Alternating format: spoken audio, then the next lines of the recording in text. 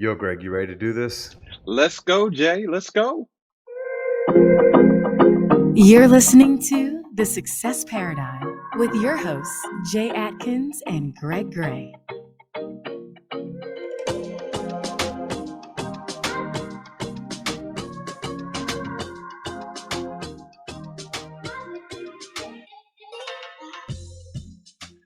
All right, we are here back on the Success Paradigm.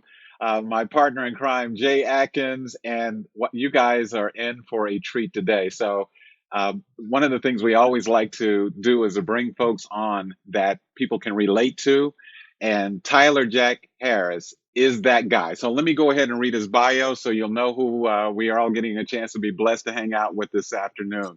So, Tyler Jack Harris is the Chief Growth Officer of the TAR Agency and Performance Coach at Life Goals. Tyler borrowed the money from a friend to get his insurance license back in fall of 2013. He partnered with a new boutique agency that was creating a system to target life insurance to a very narrow niche. Tyler quickly moved from new agent to state, regional, and national sales director. Get this, ultimately becoming part owner of the company. But that's when Tyler's focus transitioned to recruiting and training agents across the country as the chief development officer for the next 3 years. He developed his own coaching system that challenges all areas of life, giving people a new perspective on balance and the clarity to go all in. Going from dead broke to successful business owner in 4 years, Tyler felt led to start documenting his life in 2017 as a way to pay it forward. Having been given another shot at life, he wanted to be able to reach those just like himself, people who had greatness inside of them waiting to be unleashed through his 4 podcasts, daily and weekly blogs, book, and over 30,000, let me say that again, 30,000 pieces of content online. He takes pride in the fact that for the first 5 years, he never asked for or received a single penny from anyone in social media. Tyler began to hear about quality insurance in March of 2020. He recognized a unique combo of tech and equity play, pre-triggering event, and an opportunity to scale a much larger business in a virtual world. Tyler made the decision in August 2020 to partner with equity partner and advisory board member Ashley Tarr as the chief growth officer. Together, they lead now a team of 500 plus agents. I'm going to say 500 and growing. That's what that plus means. I think they're right, Tyler. That's it. And growing nationwide. After honoring his commitment and not monetizing his social media for 5 years, Tyler finally opened up his coaching to the public this month. He's currently conducting interviews to close out his 2022 coaching roster. He's also launched 6minapps.com. That's the number 6minapps.com this year, leveraging new technology to offer the most competitive rates for term life coverage from start to policy in your inbox in 6 to 10 minutes. Now, people who understand the business understand how pretty much miraculous that is. So, and this is the coolest part, probably, I'm guessing he would tell you, is that he lives in Nashville where he has the most important job of all, being a full-time dad to a beautiful 5-year-old girl. And that, ladies and gentlemen, is Tyler Jack Harris. He's in the house on Success Paradigm today. Good to have you, sir. And I'm honored to be here. I'm fired up about this conversation with you guys. Great. Well, Greg always does the official, and I'm going to do the unofficial. I met you back in 2018, right after my daughter was born. And I was telling Greg earlier, I just remember meeting you, and you had such a presence about you, and you had such a focus about you. And we started connecting through social media. I was watching your journey on social media as you were doing all this content. And, people say, you haven't monetized in 5 years. I know that you spent a lot of money producing this content, producing a brand so that you could impact people's lives. And that's the biggest reason I wanted to have you on the Success Paradigm, is because for people that don't know you, that are listening to this, you should follow Tyler and see what's important to him and how he impacts lives. And then, you came to my office in Miami. I don't know if you remember that or not. We sat down and talked about some processes and systems, and you have a very, very inquisitive mind. And what I like about you the most, Tyler, is that you feel like you can learn from everyone. You were asking me lots of questions, not talking about yourself. You just had questions. It was rapid fire. And I had an hour planned, and I think we talked for like 2.5 hours, and we walked outside, and you were like, hey man, listen, I'd like to have more of these conversations in the future. And then I think your life just took off, and my life took off, and now we're here. But I think I'm really excited about this because, again, what you've done in the last 5 years to impact people's lives. And now, you've done it for free. And I don't think there's anything wrong with charging people for mentorship, because when people invest in coaching, they get a lot more out of it versus getting free coaching, because there's a lot of free content out there. I just don't know how valuable it is when it comes to actually paying for it, because people don't take it serious. So I'm really excited to talk about your story today, and figuring out how you're creating this glory. And more importantly, what I want to hear is some of the failures you had along the way. And I want to hear what's next. I want to hear what you're trying to accomplish inside of that agency, and what kind of vision and goals you have. So why don't we start with that? Why don't we start with as young as you want to go, Tyler, to get Sure. to know you and where it all started and why you're kind of built this way and what triggered, impacting people's lives, and why you are where you are today and what's next. Awesome. Well, man, I am honored to be here and just look forward to this conversation. I've been looking forward to it. I don't know if you remember, Jay, but I want to say it was like 2, maybe 3 years after we met up again in Miami. Didn't we see each other like randomly walking through Disney World? We did. We did. I think we were both shocked, actually. Like, I saw you and like wasn't expecting it. I was there with my wife, and you were like, Yeah. My It daughter was was one of crying those like too. real quick head turns. Yeah. Like, was that Jay? And it was like, Yeah, hey, yeah. hey. And we were both going Yeah, our my opposite wife was direction. like, "Who is that?" And I was like, "Oh, some guy I met like a couple times. Super nice guy, super smart, super." And she was like, "Wow, like that was random." And I was like, "Completely random. I had no idea." Mhm. Yeah, we were actually Yeah. at Animal Kingdom. Yeah, I actually remember it was right near the big tree when you walk in Yes, there. it We were was near the walking big right by tree. it. Yes, Yeah, yes. that's so funny. Well, awesome, man. Again, I'm honored to be here. I would say I'm just getting to know Greg here, but Jay, it's funny. There's so many people out there that like there's that phrase, right? Good guys finish last, and I just completely disagree. And the way I've kind of shortened is that good guys finish. Period. Mm. Right. And you're one of those guys. Like when I look at your stuff on social media and keep up with you, like I just know that you're one of the good ones, and one that's worth following and worth paying attention to. And I just appreciate the way that you show up in the world. If you partnered with Greg, then I would imagine that Greg's the same way. So just getting to know him, but really excited to get to know you better, Greg. Where do you guys want to start? I mean, how young should we go back? I think, I like to start where you started really feeling impact in your life, like where you Okay. started feeling like, hey man, I had a failure and this is not going to be the way my life is going to go. I'm Yeah. going to redirect that failure. So if it was high school sports, if it was middle school sports, if it was college, wherever that is, I just like the listeners to hear. I like them to hear more of the struggle, because I think Yeah. everyone goes through the struggles on a daily basis where most people want to give up and feel like they're all alone and they're on this island. Like, if people Yeah. watched your social media, they would be like, man, this guy is a complete stud. Like, he's got it all together. He's a great father. Like, all of those things that, and the thing is when you share your daughter, what I like about it is it's not like, look at me. You're always Mm. like, look at her. And I Yeah. think that's a Oh, yeah. huge difference. Most parents are like, look at me and look how great I am with my kids, versus you show up and show how amazing she is developing into this world. Yeah. Well, man, there's a lot to talk about on that part, but we can save that for the end. But why don't we just start with right out of college? I went to Clemson University, which is much more fun to say these days. Not necessarily last year. That was a rough one, but versus when I was going to school there, it's been a pretty legendary run here Who for is a few Clemson? years. Clemson. I Here we mean, they go. play a little Don't football, not last don't year. even But, don't entertain that, Tyler. Do not entertain. It is a rabbit hole. Yeah.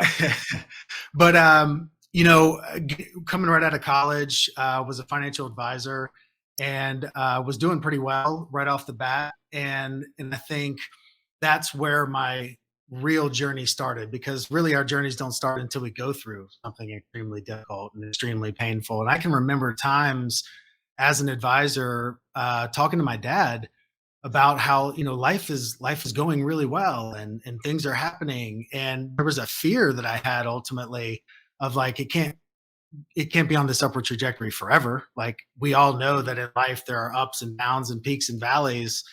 I hadn't experienced a big valley yet. And I don't know if that was famous last words or foreshadowing, but life did happen to me after that. And I went through a really difficult period of time. I ended up losing my business to a crazy set of circumstances, ended up losing my marriage around that same time. And so that compound effect kind of spiraled me a little bit out of control into a very dark place. Quite frankly, it's very rare that you hear the insurance business referred to as like a saving grace or something that kind of pulled you back up out of the pit, but it really did. I was broken, just kind of in that sick and tired of being sick and tired space. And some mentors in my life, or some mentors came into my life, and they happened to be in the insurance business. That's really probably the only reason why I'm sitting here today on this podcast with you guys, is that was where they were at, and they gave me an opportunity. I was completely broke, had no idea what I was going to do. And these guys basically told me, hey, we've got a territory that we want you to go sell life insurance in. Just do exactly what we say, and you're going to be successful. And I was broke enough and desperate enough to just believe them, and did that. I had to borrow the money from my best friend at the time to get my insurance license. And for those that aren't in the industry, it's like $75 or $100 to get your insurance license. So that gives you a little bit of an idea of where I was at financially. Um, and it was life changing. For me, it was just a commitment to go all in at that point and just believe, whether it was blind faith or not, but just believe what these men were telling me was the truth. And honestly, to try to challenge them and saying, like, if it's not going to work, I'm going to break it, because I'm going to do everything that they told me to do. And it's going to be their fault, not mine, certainly. And so went out there and started selling life insurance. And, I wasn't very good at it at the beginning.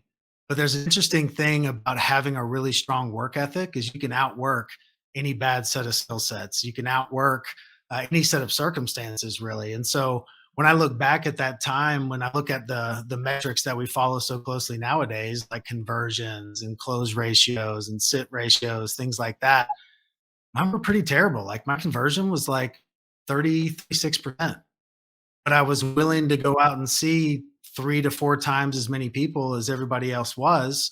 And you just run those numbers, and and it equals something positive on the other side. And it was a very different insurance model. It was very fast paced and transactional.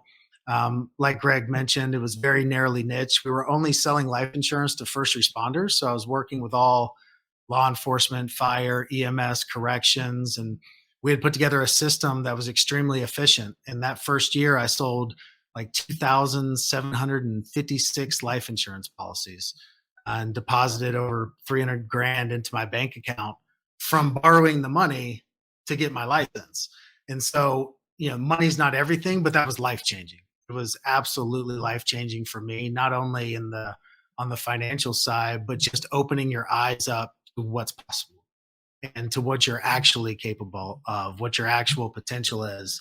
And really, that was the beginning of this career in insurance. There's been a lot of peaks and valleys since then, and I'm sure we can probably get into some of those important ones as we go through. But I think it's important for everybody to know that one phrase that I say often is that every successful story, every painful story will have a successful ending.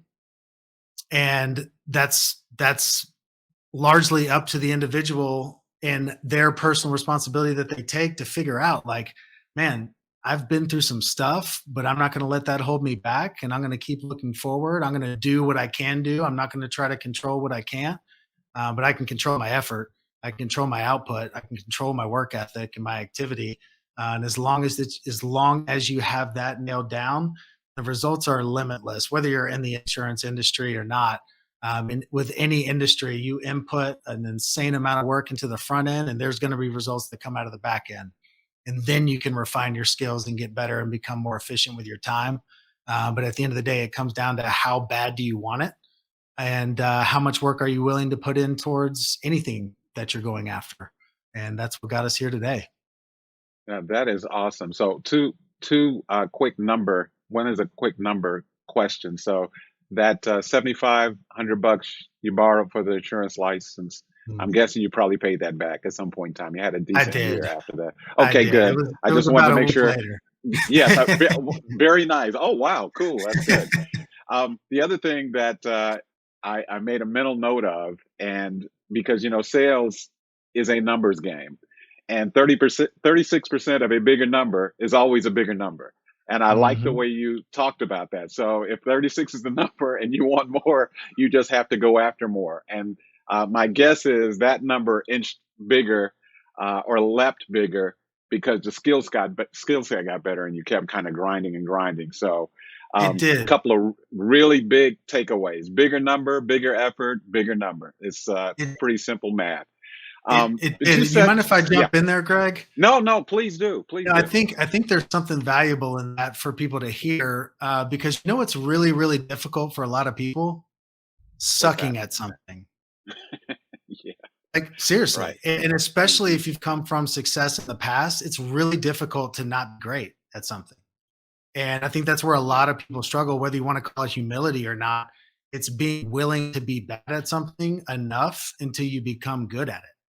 And that was it. yeah, Like, in order to sell 2,700 policies with a 36% close ratio, you have to be willing to fail a tremendous amount of time. And I've just yep, found that there are a lot of people that have had success in the past that just aren't willing to fail, and especially aren't willing to fail that many times, enough times in order to get good. But mm, anytime you do something new, you're supposed to be terrible at it. And yeah, yeah, that's one of the biggest struggles with anybody building an insurance agency these days is they bring on high quality people that have had success in the past. They bring them into a new system, and it's difficult to be bad. And there's a lot of them. It's an emotional roller coaster.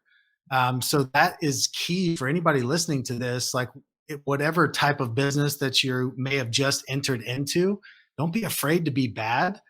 And the biggest key is don't be afraid to reach out for help when you are bad, because that was the difference from year one to year two. My conversion doubled. Well, that meant that I was making the same amount or more in less time. correct. And then And yeah, things grew from there. Yeah. and for people that are not aware, because I'm not sure that we talked about this specifically in your bio, this was not group policies you were selling. Mm. So Yeah. the fact that you just described that niche, these are one-to-one conversations over and over and over and over and over again, Yeah. which is, even if you're successful, will make you really tired. But if you're successful, you are okay with that tired because you know there's a yield. So Tyler, you mentioned something that comes up a lot on our podcast, and I just want to kind of rewind the tape a little bit because you said that you came into the presence of mentors, or you found mentors, or because a lot of folks ask us, I know I get asked a lot offline, and Jay tells people this all the time: a mentor is something you need, not something you should just kind of hope you get, but it should be something you're leaning forward. So the mentors, those individuals that you spoke of, were they there already in your life, or did you seek them out? I sought them out for sure. Okay. And I would go as far as to say, not that you need them, that you have to have them. That it's Okay. impossible to me, whether it's actually what you're learning from them, or it's just the accountability that they provide for you. Mm, I just strongly believe, and this is 9 years later, I strongly believe that no one can hold themselves accountable to really big goals. Like the biggest goal, like, we can't hold ourselves accountable to where it's possible for us to go. We can take ourselves so far, but having mentors and people that are not only pouring into us, but more importantly, holding us accountable to the things that we're saying are important, that we're saying that we need to do. That to me is so critical. And that's what I'm now doing for other people, which is the most right. fulfilling part of my life. is to be that for somebody else. And that was what we should all, strive to attain, is to have that in our life and then to be that for somebody else because of the fact that Right. we had that. Because I know for a fact that I would not be here today if it wasn't for those three men in my life. And so if I know that, then I can take that and look at, well, there's thousands of people that I can influence, whether it's social media or just, in normal networking and relationships that we have. If I can be a fraction of that to somebody else, it's a responsibility at this point because of what's happened to me. That who would I be not to try and find other people that need the exact same thing? Because there's a lot of people that need it, they don't realize it yet. But Very it's an good. important step in the process. So, Tyler, I'm definitely interested. I want you to weave in here some way, somehow, because I do pay attention to your social media. And the Tar agency is not your last name. It happens to That's be correct. someone that you're getting ready to get married to. So I'm interested in that story, first of all, because I Yeah. think Yeah. a lot of people would love to hear about that and how that come to fruition. But before we get there, what I want to hear is when you had that roller coaster of failure of success, and when you looked in the mirror and you analyzed why you were failing in certain parts of the business, what did you find? Like, what did you find was the cause of some of those failures? Because I know one thing I know talking to you, you're not an excuse guy and you're not a finger pointing guy. You're always looking Mhm. within and saying, okay, I could have done this better. I could have put more emphasis on that. So when that happened, those downs, what did you find? Well, I would say the first thing that I found when I looked in the mirror to figure out why was I found the culprit. And that was me. Very Um, good. Most people and can't find that. yeah, Right. but Most people man, are looking like, in the mirror over their shoulder, you know. yeah, yeah, exactly. Well, and what you will find is that, like, as long as you're pointing your fingers outwards at other people as to the excuses and reasons why you're where you're at, it's like handing them the key to your handcuffs and staying Wow. locked up forever. But once you actually turn those around and point them at yourself, the encouragement in that, though, and for anybody right now that's going through a difficult season and that would say, like, yeah, I resonate with with where he was, because that's where I am today. It was the biggest encouragement in that is that if it's my fault, if I was responsible for getting myself to where I was at that point in my life, then it was my responsibility and it was going to be on me to get myself out of it. And And what what and did every what did you what did you find though that you what like just to give yeah, them some yeah, examples of what did you find in the process of what were you doing or maybe more importantly not doing yeah. that was creating some of that failure for you? Sure. I think for the period of about 2.5 to 3 years prior to making that shift, when I had gone through this season where I had lost my business, I had lost my marriage, I had a deep seated fear of going all in again, that it would be taken away from me. Mm. Mm. And so it was a whole lot easier not to try and not to put in 100% effort. And then at least I would have a reason as to why things weren't working out. And it became this kind of excuse. I went from sales job to sales job. And once I would quit or get fired for lack of results, when I'm talking to my friends and talking to my family afterwards, it was like, yeah, but I wasn't really all in. If I'd have been all in, I would have killed it. But I wasn't really, really trying. And it was like something that I was keeping Yeah. in my bag to be able to pull that out later when it didn't work. And it was just a big fear to go all in again, because that's what I had done in the beginning, and then saw that stripped away, and it was just this fear of that happening again. But guess what? Like, where am I going to get to if I don't actually apply myself and put 100% effort towards something? Like, I just got to that point where I was sick and tired of being sick and tired, and it was time for a change. And I started taking the necessary steps in order to do that, which was going all in. It was, burning the ships or not having a plan B. It was like looking at the things that I had to do as 100% priority responsibility. And that's when everything changed. It really was. Well, I really appreciate you being transparent with that answer because I think a lot of people have that same thing, Tyler, and that's why you're so relatable. But I think 99% of people would never admit that. Hmm. they would come up with other reasons why. And I think it's a really deep to say, I really just feared going all in again, and failing and getting it all taken away from me again. When what is the alternative? The Yeah. alternative is not going all in and not getting anything, and really being in a worse Mhm. position if you were to gain. Because I always feel like when you lose everything, it teaches you so much, Oh, yeah. about what not to do. It also gives you grit. It Yeah. allows you to go into the next opportunity with all of this, experience. So I really appreciate you sharing that. Yeah. Yeah, and Well, I mean, yeah, go ahead. no, no, no, I was going to say it gives you a space where you can develop grit. But Mhm. when Jay was saying that, what was dawning on me is that it puts you in a place where you can do all those things. But if everyone doesn't do it just because they've experienced it. So there's another gear that you go into because Jay and I have talked about this, and he is my mentor, by the way. So it's interesting. One of the reasons I ask is because sometimes we find mentors in the most unlikely places. Sometimes we Mhm. know them and they were waiting to be our mentors, but we never embraced them. Um, but that the idea that it's the fear of loss once you've had it actually is when I hear you say that is much larger than never to have had it in loss because you don't know that pain of falling off the cliff.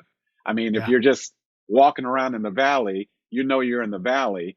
But if you've fallen off a cliff into the valley, that registers in your mind in a really unique kind of way, and it Yeah. can be paralyzing for a lot of people.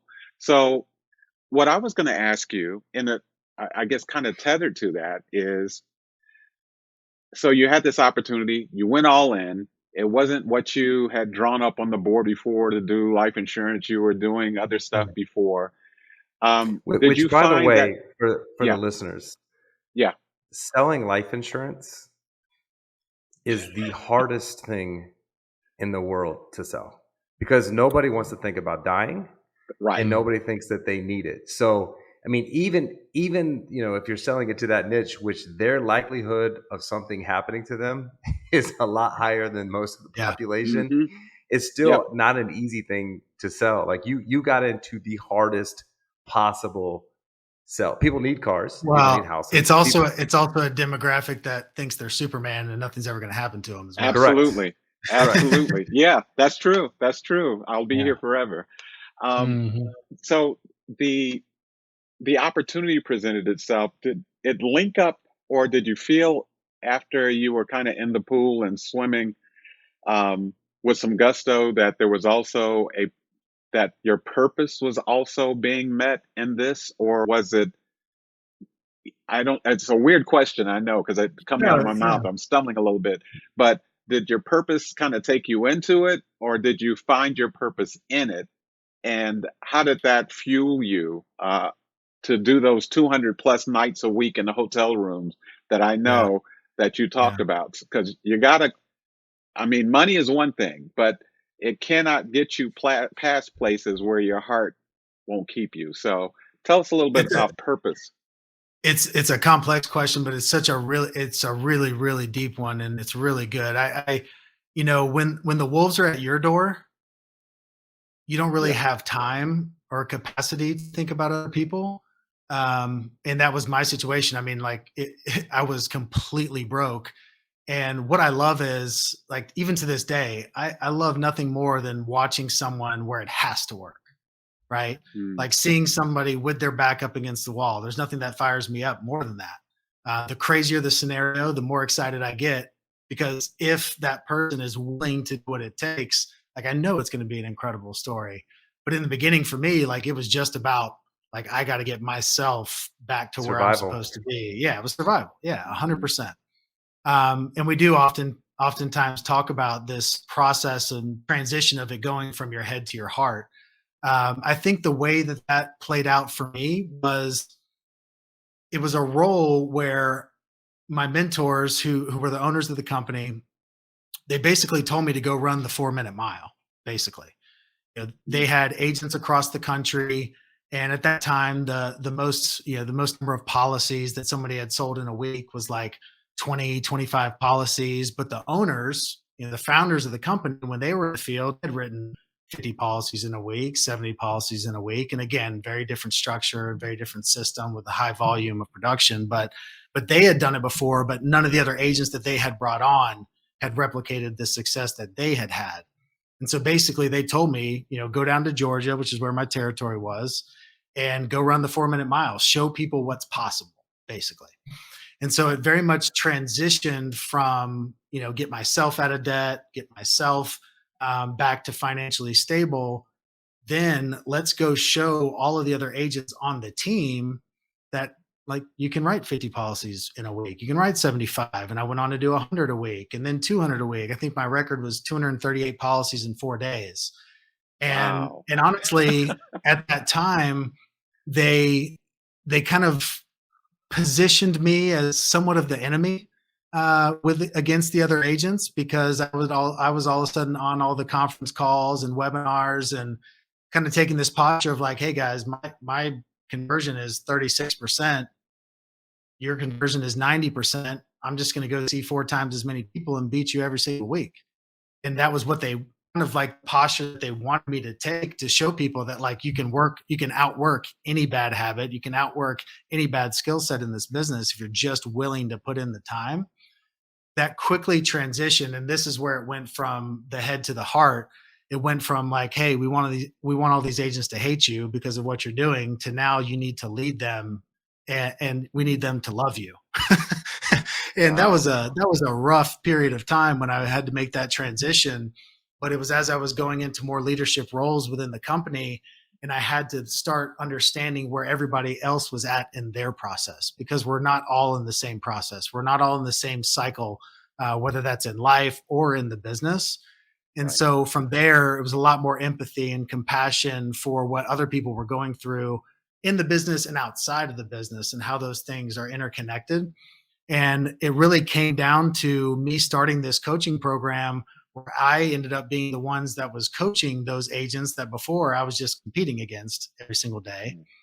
And now learning about their families and learning about why they act certain ways, and why they work certain ways, and really the kind of the deeper setted beliefs that they had about themselves, like all of those self-limiting beliefs that they were telling themselves as to why they couldn't write 50 policies in a week or 75 policies in a week.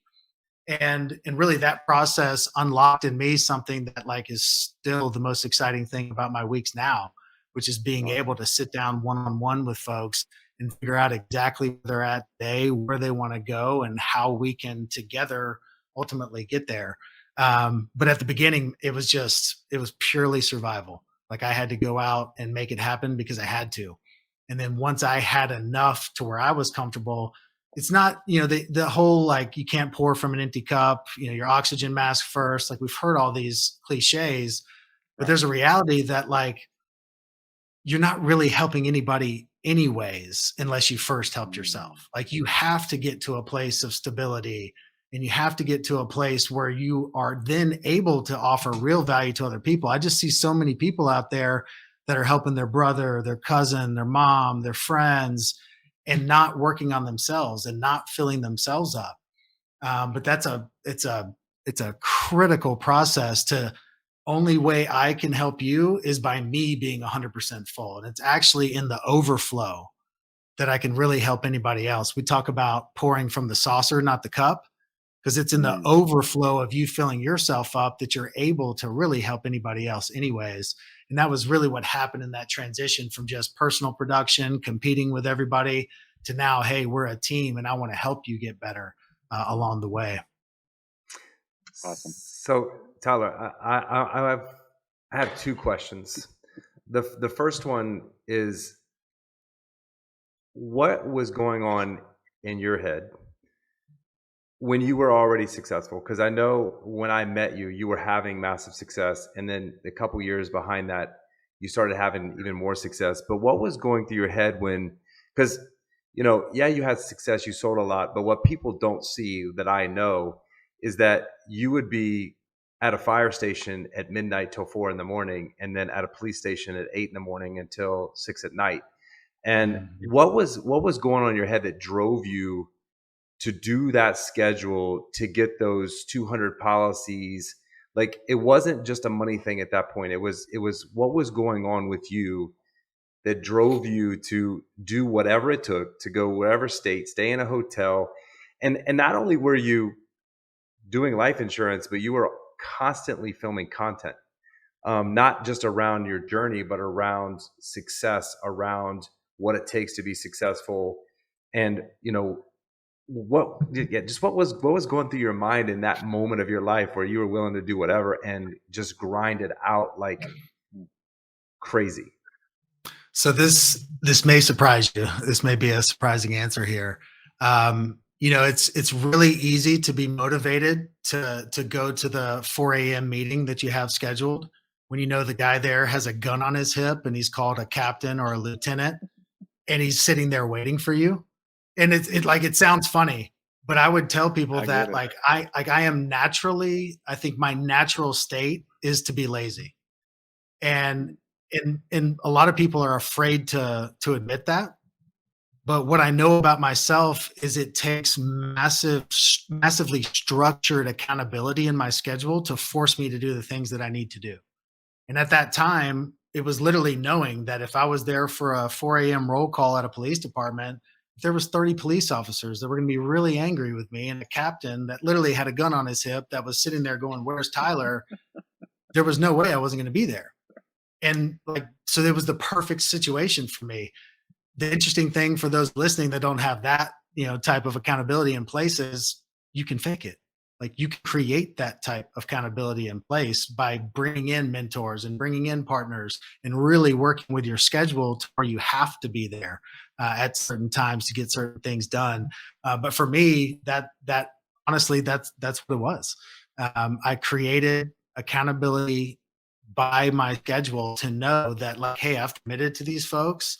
And it comes from a deep seated feeling of like, I always want to honor my word. Like, I want to do what I say I'm going to do. And if I tell someone I'm going to be there, it doesn't matter that I was up till 3. I'm going to be there at 4 because I told that person I was there at 4. It was just a little bit to the extreme when it was also like a police chief that was there waiting for With me the to be gun on there their hip, by the way. Yeah, with we a don't want gun to on leave their that head. part Yeah, out. I mean, Yeah, right. it's a little intimidating. But I So think so on go the ahead. social media and content side, though, like that was very different because that for me was a massive transition from head to heart. And having gone through a period of 3 years where I was completely broke, I think at that point I was making like over 650 a year. There was this reality that I knew looking at social media, which was there was really only two types of people out there putting out constant information and content. There was the multi-millionaire, which is incredible, but there's a side of that that's just naturally unrelatable to the average person in America. Right. And then there was the second type of person, which was the person that was faking that they were the first. And there was really nobody in between, like telling the real story. And there were a few folks Right. out there like Andy Frisella and some of these guys that were a little bit more raw and telling the story that it's not a get rich quick type of world that we live in. But I just knew that I was in a pretty finite period of time where I had elevated my game to a certain income level, wasn't planning on staying there, was planning on continuing to grow from there. But I knew at that point I could be relatable because I was like anyone could relate to my story. But before I got to the point where I was going to be unrelatable years down the road, I wanted to put out as much content as humanly possible about the real stuff, about the struggle, about the ups and downs, about everything that I was going through. And it didn't take long when we started putting out content. I say we, it was me, for the first 18 months, just creating posts with apps on my phone and usually driving down the road, posting stuff, which is not something I would recommend. It's very dangerous. But I was on the road a lot. And so I was doing a lot of it while I was driving and just getting stuff out there. It didn't take long to where, you would get a message from someone that said, hey, you put out this post 3 months ago and I did A, B, and C. And since then, this has happened and this has happened. And I'm just so appreciative. I'm so grateful for the stuff that you put out.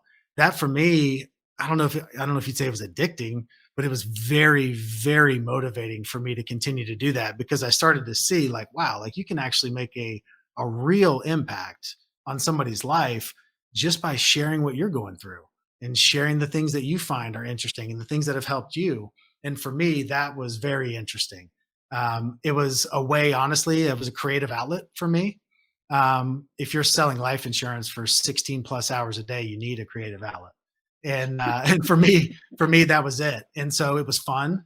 And that's what I often tell people when they're looking at going into social media and really putting out more content. Like, unless you love it, unless you figure out a way to make it interesting where you actually enjoy it, you're not going to hang in there long enough to make a real impact. So it needs to be fun. It needs to be an outlet for you, or you're just going to quit in regards to putting out consistent content at scale.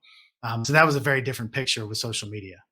So the next question I have, you kind of led me to it, and I think one of the things I admire and like about you the most, Tyler, and I'm not as good at this, and I think most people aren't, and I think it has a lot to do with how successful people are, and that's ego.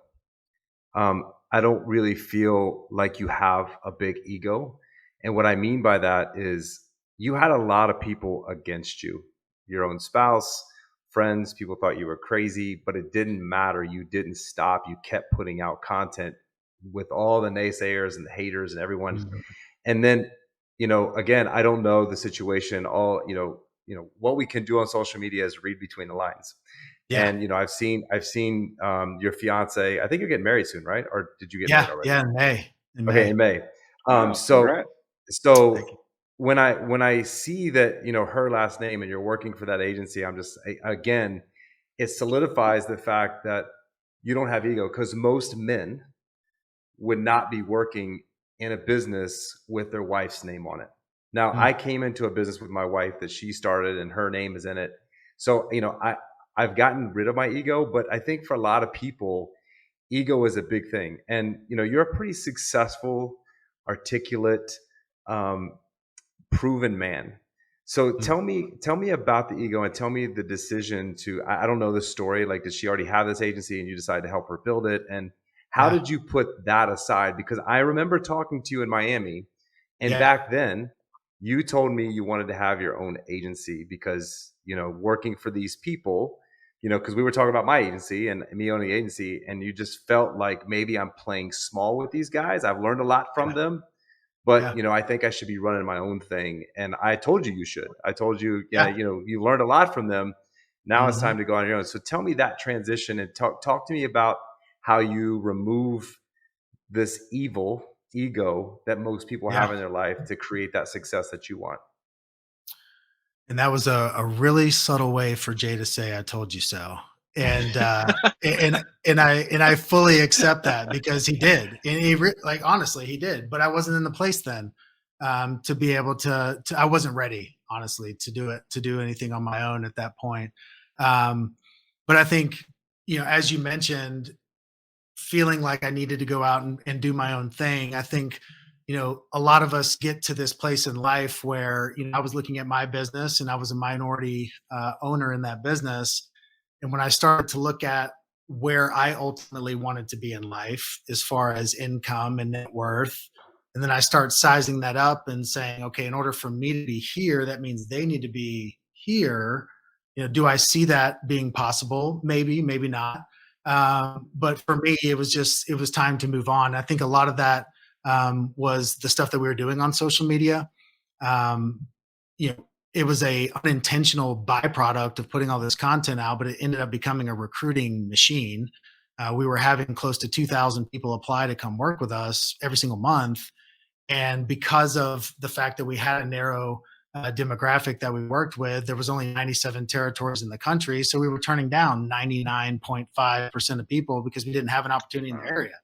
So it made sense for me to go somewhere where we could bring on an infinite number of agents and into the system and help them become successful. When it comes to ego, man, there's so much there. I think there's a healthy amount of ego that's necessary, especially when you're in business and when you're in sales. I think when it goes to the extreme, just like with anything in life, anything to the extreme is not good. And I think that that's where a lot of people live. I think for me, there's a lot of people that have a fear of failure, and I would probably say it's more so a fear of failing in front of other people. And it gets down to this fact that, we can all talk about that we don't care what other people think.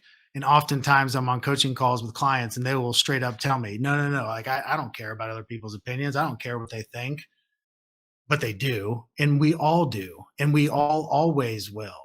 Like this idea that you're going to one day quit caring what other people think about you is ridiculous. Like whether Gary Vee's telling you not to care or, Grant Cardone's telling you not to care, it doesn't matter. Like you're going to care. You should care. Big thing is not letting what other people think affect what you do. And that's a big difference there. And so when I was putting all that content out on social media, you're right. Like every one of my friends at the time was like, who does this guy think he is? What does he think that he's doing? Like, does this guy think he's like Tony Robbins or something? Which I would always respond like, is that a bad thing? Like, like I'm missing this here. Like, who does this guy he is think a he is? multi-billionaire. I'm just saying. Yeah. Like that's a bad thing to aspire to be. But it was interesting. I just kept plugging away and kept doing what I knew that I was supposed to be doing. And there were so many full circle moments that would happen. Sometimes it took 2 years, 3 years down the road for a lot of those people to come back to me. And they told me stuff like, man, I just didn't get it in the beginning. Like I just didn't understand what you were doing. One of them was my sister. My sister and I went through a period of time where we didn't talk, but like once every 4 or 5 months. And it was largely because she looked at my life on social media and then she looked at her life and it was so polarizingly different that she just didn't understand. And a lot of not understanding becomes negativity. It's like, well, I don't get it. And now I don't like it. Right. Right.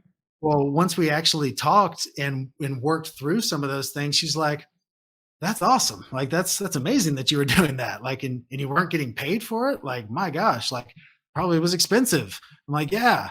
And then it's like, oh, then they understand. And so there's been a lot of full circle moments that have happened.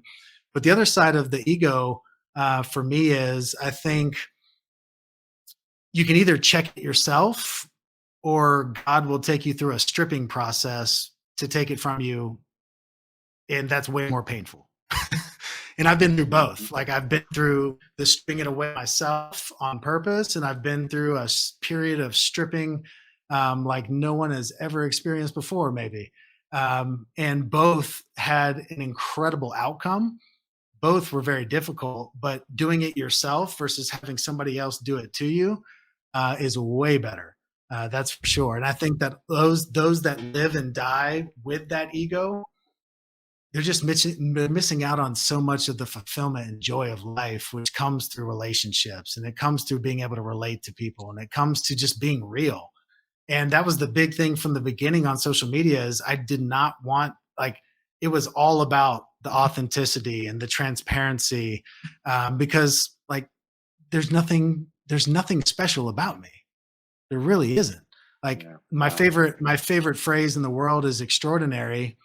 Because if you break down that phrase, you've got ordinary, which is simple. It's normal. Like there's nothing special about the ordinary, but the magic comes in the extra. And it's not doing something extra special. It's just doing extra of the ordinary stuff. And so like when it came to insurance, I wasn't doing anything that anybody else was doing in our business. I was just doing extra. I was just doing more of it. And lo and behold, when you do more of the ordinary things, you get more results than ordinary people do. But there was nothing different about me other than just a willingness to do it. But that's the encouragement to everybody that's listening to this is like, you don't have to come up with some new proprietary way of doing it. You don't have to be the absolute best that's ever done it. You just have to be willing to put in an extra amount of work into the ordinary things that you're supposed to do, and you will get extraordinary results. And so I think having a deep-seated understanding that there's nothing special about you is important, like whether that's actually ridding the ego or not, because then there can become an ego about being willing to do that. But it's just the reality is that like I'm just an ordinary person doing ordinary things, but trying to do way more than most people. And that's working out well. That's really all I can say. Well, you know what, Tyler, one of the things that, and you kind of intimated it a couple of times, and I just want to kind of shine a little extra light on it, because one of the things that I think holds a lot of people back, and I would include myself at different points in times in terms of hold me back, is the uh, the need for there to be an immediate return on your effort. Um, you know, I have a very good friend of mine that actually is a pretty big name guy over at ESPN that puts out a lot of content. We were in college right around the same time, and so um, Jay has been talking to me about social media and getting more active in it. I mean, there's algorithms and other reasons for that, but so I was talking to this guy. We were just had kind of an informal reunion, and I was in radio when I was in college, and I had a radio show basically that was in the midnight hour. And he said to me something that was really interesting. He said, when you were on radio in the midnight hour, you just felt like you were screaming into the void. Um, you would say things you didn't know whether anybody was listening or not. You would say things you didn't know whether there was even anyone that was even tuned into the radio station or not. But the reason that people liked it, even though they didn't tell you maybe for 10 years, is because they just felt it was really you. And I think in social media, and I'm going to be a more ardent follower of yours, Tyler. I haven't been before, but now my curiosity is piqued. Is that now that I'm doing it more, I'm looking more. And what I think people do is they wait to see whether you're going to run out of authenticity gas and convert over to the guy that says, I was doing all of this so that I could get this from you. And because those two groups of guys and women that you described, that's what tends to happen over time. It's like, this is okay. I know this is going somewhere. I know this is going. When is the other shoe going to drop? Yeah. But when you do what this guy said and what Jay has talked to me about, and what a lot of people that seem to be doing this really well, you want to have good lighting. You want to have good audio. I mean, the technical pieces of this are not insignificant. The most significant thing is to have something to say that helps people. Because if you have great audio, great lighting, and a production crew, and your message, excuse me, is shit, it doesn't really matter. The rest of that, because people will tune you out. So make sure that, and that I want to go back and watch, because I know I was looking at some of your, like your bio on your website, about the fact that at points in time you've had 40 million touches with people across all these different platforms that you have. And what you said that I wanted everybody to hear, and I've come around to it because I'm listening to it again myself, I guess, is that it took some of these folks months, if not years, before that seed started kind of germinating into something. But had you just been doing it just so that someone could say, yay, Tyler, you'd have given it up 10 months in, and you would never have met some of these people who probably were waiting to see whether this guy is a long run guy or not. So, success nowadays, I don't care who you are, you better figure out how to leverage getting your message out and finding out how people find out who you are. Because sales says the first buying decision is not the stuff you're holding, it's the stuff, it's the person who's holding the stuff. So salute to you on that kind of tenacity, because man, I'm trying to do 5 posts a week and I'm exhausted. But I know it's the right thing to do, because my coach in the other square here is like, you got to do it. You got to do it. You just don't wait to be perfect. So, well, so someone gave me some. Yeah, go ahead, Jay. Someone gave me some good information, and I think about you every time I think about it. And that is, social media is not for your friends or your family. Right. So those are the people that judge you the most, and give you the most critical.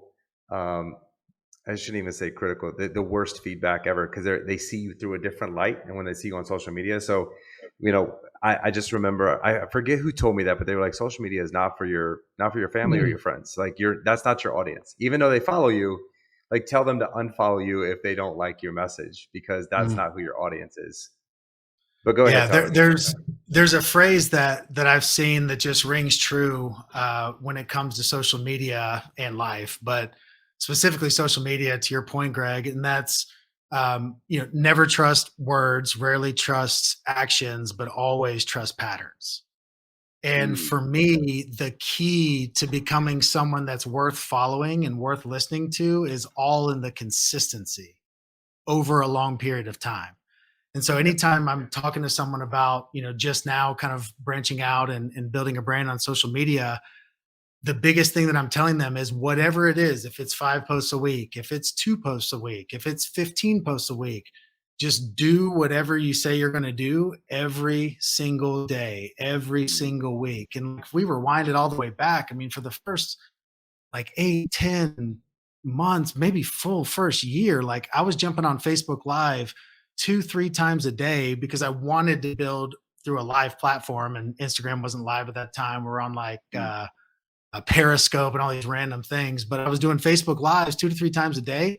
And I would jump on these things. I'd be like, what's up, guys?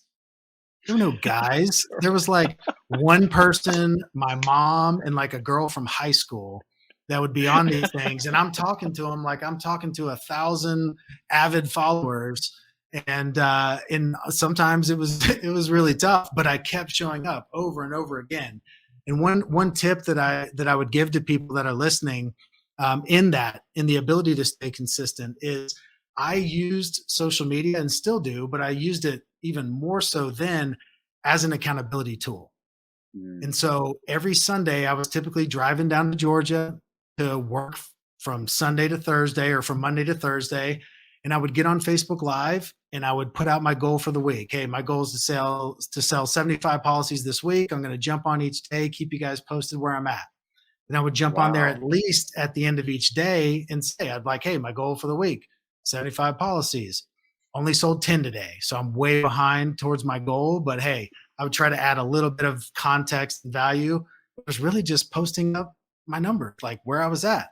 And then by Thursday, I would really have strangers sending me messages on Facebook saying, hey, man, I know you're running into your last meetings of the week. You've got like 20 more policies. We're rooting for you. Like, Wow. what in the world? And whether you want to call it the law of attraction or what, Right. I'm sitting there saying 75 policies all week long. Other people are thinking about it. I'm thinking about it. And I would jump on Thursday night and I would, back with paper apps, I would be like 70, 71, 72, 75. Almost every time it'd be like right at the number that I was trying to get to, which I would always be frustrated and say, man, I should have said 100. But like for me, it was like the main focus was to remain focused. And I couldn't allow this whole social media and building a brand to take me away from the fact that I needed to make those 75 sales that week to provide for Right. my family, to provide for my future. And so a lot of people look at it as a distraction. It's a tool like any other tool. The majority Great of point. people are using it as a distraction or escapism. But there were people like me that were using it to hold myself accountable, because you best believe if I told everybody, right? The 7 people that Hmm. were on Facebook Live, if I told them I was going to get 75 policies that week, I was like, literally the morning on Thursday, I'm like, I got to go find 20 more policies. I don't know where I'm going to find them, but I'm not getting on Facebook Live tonight until I have 60. Like, I got to Mm, get to 75. So it was pushing me because I didn't want to fail in front of other people like everybody else. But the interesting thing was the weeks that I failed, the weeks that I said 75 and ended up with 68, I could have said 75. They would have never known the difference. But because I was honest and reported the actual truth of what happened, I would gain even more credibility when I failed. And it was just by right. being authentic through that process. But from a recruiting standpoint, our recruiting has never been wilder than when I was running and gunning 14 to 18-hour days in and out of meetings, selling policies, because people were watching me do it. And people were more excited about me, even though I was way less mature back then. I was way less, I would say my leadership skills were way less polished back then. They wanted to on board work with me because I was out there doing it. And that pattern, that consistency over time, like that's way more attractive than how good your lighting is and how like powerful your content is, because anybody can hire someone to put out good content, but it's very Mm. difficult to be out there in the front being very real and transparent in front of folks that you don't even know. So consistency is key when it comes to social media and building that presence. Hey, Greg, if you Yep. need to drop off, I completely understand your obligation. So I was just going to ask him three quick questions and do a recap. So if I'm you, good. Good. Go okay. for it. I'm staying. I'm staying. So just three quick questions, Tyler. First of Yeah. all, question, I know legacy is an unspoken thing that's important to you. That's why you do what you do. That's why you're building a Mhm. company. That's why you want to impact lives. If you could leave your daughter with three things that you would want her to carry on as your legacy, as your legend to carry into this world, what would they be? My goodness. Well, there's so much that we haven't gone into, but as a guy that became a single father with sole custody of a 5-year-old girl over the last 12 months, I could tell you that's near and dear to my heart. This question, um, I would say, number one is work ethic. It really is. I think that that's something that can be learned. You're not born with it, and I would hope through observation that I would be able to instill that. But there's a lot that goes into that. But being able uh, to have the audacity to put this disgusting amount of work towards something that's really important, I think that's big. Um, the other thing I would say, I mean, it sounds cliche, but it would be to live a life of integrity. And for me, the definition of integrity is doing what you say you're going to do. To always be someone that other people can count on. That if Arden, which is her name, like if Arden says she's going to do something, then you best believe it's going to happen. That to me is invaluable. Um, I think the third thing that I would want her to know and want her to understand is that anything's possible. Like I want her to live in a world where nothing is impossible.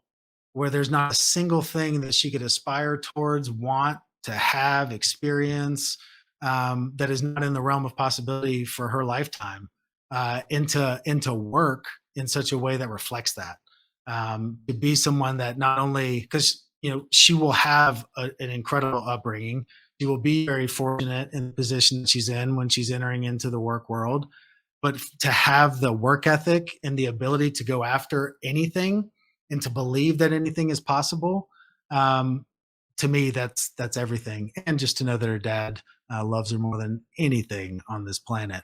She'll always know that. But yeah, those would be the three things: work ethic, integrity, and live in a world where nothing's impossible. I love all three of those. Those are That's great, awesome. Tyler. That's fantastic. Next question. February 28th, 2022. What is your definition of success today? I know it changes. It can change by month. It can change by week. But today, what is your definition of success? Man. I would say that today, my definition of success is, I think, man, that's such a tough question. I would say right now, it's God has blessed me with so much and taken me through so much that I would say success is holding up my end of the bargain Mm. to God. And it's living my life truly as a reflection of him. And there's a lot to unpack in that, but living my life in such a way where people are drawn to him, not drawn to me. And whether that's just being a little bit different, or whether it's the things that I say, or whether it's the way that I act and show up in the world, but ultimately, like, it's all for his glory. And I want people to see him through me and realize that, like, when I say there's nothing special about me, I mean it. It's just him working through me, that's really special. And for people, for that to become more and more abundantly clear to everyone quicker, like the Mm. first time they meet me, not 3 months in, the first time they have a conversation, not the 10th. So I think that for me, if people could say when they first meet me, be like, man, I don't know what this guy's deal is, but God's doing something through him. Like that for me would be an incredible success. That's a great definition. And last but not least, what's next for you on your What's journey? next? What's Well, I what's the realized next? that I realized that I completely avoided your question about the tar agency, and my short answer to that is that Ashley is far better, more qualified, more knowledgeable, a better leader than me, and it's not even close. And so that's the Wow. reason why I'm at our agency. But we met in the craziest set of circumstances. I saw her on LinkedIn, and the very first conversation her and I ever had is recorded and timestamped on a podcast because I invited her to be in my podcast. It seemed like the only professional way to enter into a conversation with this beautiful woman that was a powerhouse in her field. And so, very first conversation was on a podcast. We had no thought or even idea when we first started talking we would be in business together. But it made sense down the road. I'm incredibly grateful to be partnered with her because she's an incredible leader. And within the insurance industry, she has done some incredibly impressive things. So that's why I'm at the TAR agency, and I could not be happier about where I'm at and who I'm there with. Tyler, I, that I, is I, probably the I, best first move on the face of the planet. That's got to be the best first move. I'm telling you. I'm It's so telling you. funny. It's so funny to look back and watch it because, like, for example, I put on a coat for you guys because I knew Greg dresses sharp. I knew Jay's super cool, but I knew Greg dresses, he's always got the bow tie and the suit coat on. So that's why I threw a coat on today. But when I walked into my office to do this podcast that day with Ashley, my business partners are used to me walking in a t-shirt and jeans all the time. They're like, "Why are you wearing a suit?" I'm like, "Leave me alone. I got a big podcast today." I'm like, "Leave me alone. I have a feeling it's going to be really big." And I knew there was something. I told my business partner, I said, "There's something about, like, I never get nervous to interview other folks." I was like sick to my stomach all day long. But the fact that we have that conversation recorded on video is it's incredible. But just the story of our lives over the last 2 years and the impact that she's made on me, like everything that I just said about my faith and my relationship with God, it was nowhere where it is now 2 years ago. But since I met her and seeing the way she walked, it's been life changing, getting to know her and having her become a part of my life. And now we're in business together, and it's so much fun. that is the best answer that you had today. I'm so glad that I asked the question, and because you're a very, very passionate guy, Tyler. But Yeah. when you just answered that question, the passion that came out about the leader that she is, how you're learning from her, how you're coachable, I think to me is probably the most impactful answer we've Mm. ever had on this podcast. Wow. Just the way that you lit up when you It was described different. her was an absolute pleasure to watch that. And so I don't ever do this while we're on live, but I would love to have her on our podcast, being Dude, that you spoke about her so guaranteed. highly. I promise you I won't flirt with her, though, because I'm a very happily married man. So it will not be the same ending of that conversation. But after hearing you Love to. describe her, I would love to have her on here and interview Absolutely. somebody that has you light up.